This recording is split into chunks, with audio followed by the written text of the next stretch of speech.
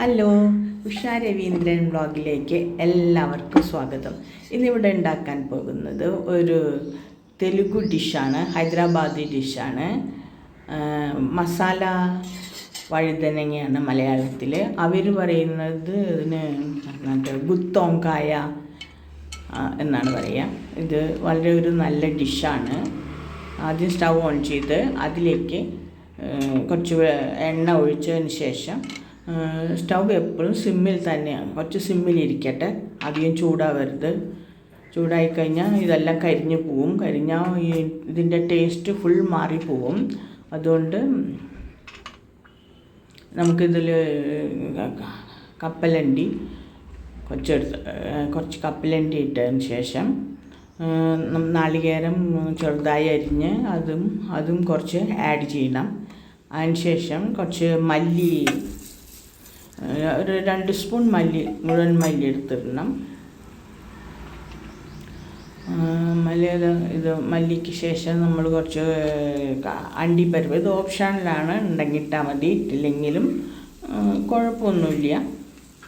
എല്ലാം കൂടെ ഒന്ന് വഴറ്റി, സ്റ്റൗ ഇപ്പോഴും സിമ്മിൽ തന്നെ ഇരിക്കണം, ഒന്ന് നന്നായിട്ട് വഴറ്റി യോജിക്കട്ടെ.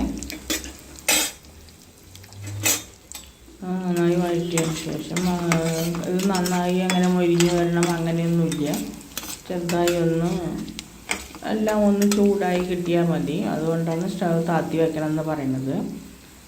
പിന്നെ ഇതിലേക്ക് ഇനി ആവശ്യമായിട്ടുള്ള സാധനങ്ങൾ എന്താണെന്ന് വെച്ചാൽ കുറച്ച് അണ്ടിപ്പരിപ്പെല്ലാം പതുക്കന്നെ വേവുണ്ട്. ഇതൊരു നല്ല കറിയാണ്. ഇത് തെലുഗു അവരുടെ ഒരു സ്പെഷ്യൽ കറിയാണ്. അവരുടെ എല്ലാ ഫങ്ഷനും ഈ കറി ഉണ്ടായിരിക്കും. ഞാൻ ആദ്യം ഹൈദരാബാദിൽ വന്നിട്ടാണ് ഇത് ആദ്യമായി കഴിക്കുന്നത്. കേരളത്തിൽ ഇതുവരെ ഞാനിത് കഴിച്ചിട്ടില്ല, ഇതുവരെയും കഴിച്ചിട്ടില്ല. ഒരു ഹോട്ടലിലും എനിക്കിത് കിട്ടിയിട്ടില്ല. അതിലേക്ക് വേണ്ട മസാലകളാണ് ഇതെല്ലാം. കുറച്ച് പട്ട, ഗ്രാമ്പു, ഏലക്കായ, ജീരകം, കുറച്ച് ഉലുവ, ഇതെല്ലാം ഇട്ട് ഒന്നും കൂടെ വഴറ്റിയെടുക്കണം. ഈ കറി ഒരു പ്രാവശ്യം ഉണ്ടാക്കി നോക്കിയാൽ നിങ്ങൾക്ക് എല്ലാവർക്കും ഇത് വളരെ ഇഷ്ടപ്പെടും. ഇതിലേക്ക് 1 സ്പൂൺ ഇത് എന്താണ് അതിൻ്റെ പേര്, അതും കൂടെ ചേർക്കണം. ചില പേരുകളൊന്നും.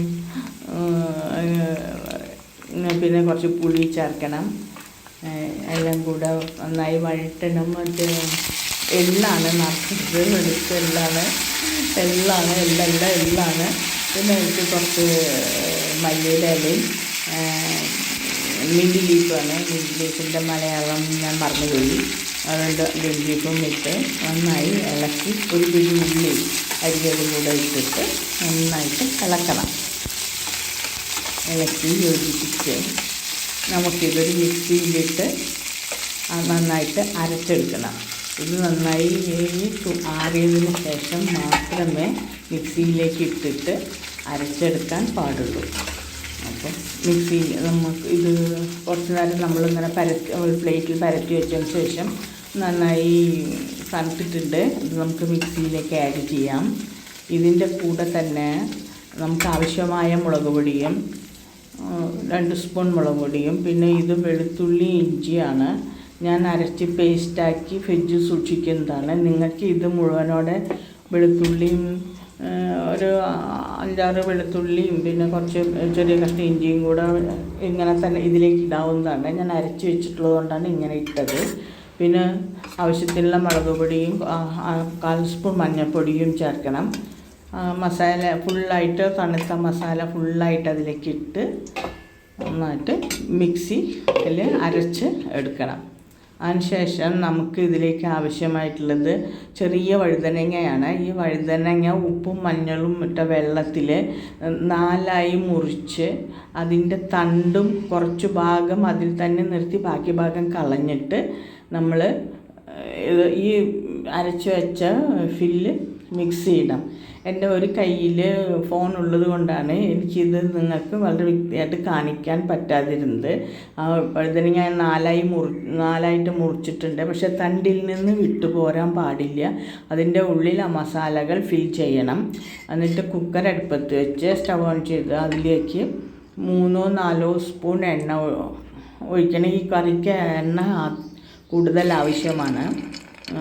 അതിലേക്ക് എണ്ണ ചൂടായാൽ അതിലേക്ക് ഓരോരോ നമ്മൾ ഫുള്ളായിട്ട് നിറച്ച് വെച്ചിട്ടുള്ള വഴുതനങ്ങയില്ലേ, അത് ഓരോന്നായി ഇതിലേക്ക് ആഡ് ചെയ്യണം.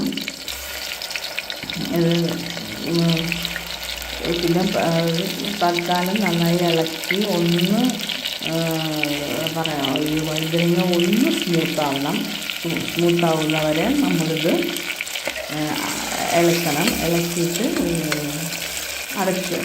കുറച്ച് നേരം അടച്ച് വെക്കണം. അപ്പോൾ വിസിലിടേണ്ട ആവശ്യമൊന്നുമില്ല, ജസ്റ്റ് ഒന്ന് അടച്ച് വെച്ചാൽ മതി. ഇത് കുക്കറിൽ ഈസിയായിട്ട് ഉണ്ടാക്കുന്നൊരു ഇതാണ് ഞാൻ കാണിച്ചിട്ടുള്ളത്. ഇതും വലിയ പാത്രങ്ങളിലാക്കിയിട്ട് കാണിക്കാവുന്നതാണ്. അത് വളരെ കുറച്ചേ ഉള്ളൂ, പെട്ടെന്ന് തയ്യാറാക്കാനും പറ്റും. പക്ഷേ സെയിം ടേസ്റ്റ് ആയിരിക്കും, ടേസ്റ്റിനൊന്നും യാതൊരു വ്യത്യാസവും ഉണ്ടാവില്ല. നമുക്ക് പെട്ടെന്ന് എളുപ്പത്തിൽ ചെയ്ത് തീർക്കാൻ കഴിയും. അപ്പോൾ ഇത് ഒരു പാത്രം എടുത്ത് അടച്ചു വെക്കണം.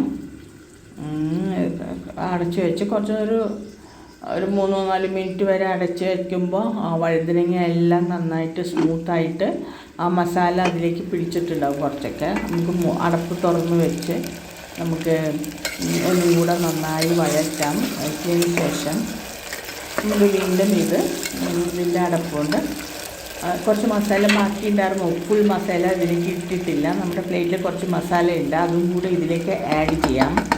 അതിൻ്റെ കൂടെ ഒരു ഗ്ലാസ് വെള്ളം എടുത്ത്, ഗ്ലാസ് പറയുമ്പോൾ നമ്മൾ ചായയൊക്കെ കുടിക്കുന്ന സ്റ്റീൽ ഗ്ലാസ്സില്ലേ, ആ ഗ്ലാസ്സിൽ വെച്ച് ഫുൾ വെള്ളം എടുത്ത് അത് മിക്സിയുമൊക്കെ കഴുകി ആ പ്ലേറ്റിലെ മസാലയും എല്ലാം കൂടെ കൂട്ടി കലർത്തി ഇതിലേക്ക് ഒഴിച്ചു കൊടുക്കാം. ഒരു ഗ്ലാസ്സിൽ കൂടുതൽ വെള്ളം ഉപയോഗിക്കരുത്, അത്രയും വെള്ളമേ പാടുള്ളൂ. നന്നായിട്ട് ഇളക്കി വീണ്ടും ഇതിൻ്റെ അടപ്പ് കൊണ്ട് അടച്ച് വെച്ച് വിസിലിടാം. ഒറ്റ വിസിലേ പാടുള്ളൂ, അതിൽ കൂടുതൽ വിസിൽ ഉപയോഗിക്കരുത്. ഒരു വിസിൽ വന്നു കഴിഞ്ഞാൽ അപ്പം തന്നെ ഇത് ഓഫ് ചെയ്തിടണം, അതല്ലെങ്കിൽ അടി പിടിക്കാൻ സാധ്യതയുണ്ട്. അതുകൊണ്ട് നന്നായി ഇളക്കിയതിന് ശേഷം ഇതിൻ്റെ അടപ്പെടുത്ത് അടച്ച് അതിന് മുകളിൽ വിസിൽ വെച്ച് നമ്മൾ ഒരു വിസിൽ വരുന്നത് വരെ വെയിറ്റ് ചെയ്യാം. ഒരു വിസിൽ വന്നു കഴിഞ്ഞാൽ നമുക്കിത് ഓഫ് ചെയ്തിടാം. അതിന് ശേഷം കുക്കർ നന്നായി ആറിയതിന് ശേഷം നമുക്കിത് തുറന്നു നോക്കുമ്പോൾ എല്ലാം നന്നായി വെന്തിട്ടുണ്ടാവും. ഇങ്ങനെയായിരിക്കും അതിൻ്റെ ഇത്. നോക്കൂ, വഴുതനങ്ങയൊക്കെ മസാല വഴുതനങ്ങ നന്നായി പിടിച്ചിട്ടുണ്ട്. ഒരു പ്രത്യേകതരം ടേസ്റ്റാണ്. നിങ്ങൾക്ക് ഇഷ്ടപ്പെട്ടുവെങ്കിൽ